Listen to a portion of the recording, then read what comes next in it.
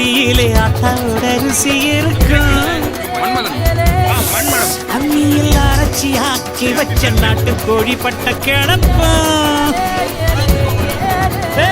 ஆடு மாடு மேல உள்ள பாசம் வீட்டு ரேஷன் கார்டில் சேர்க்க சொல்லி கேட்கும்.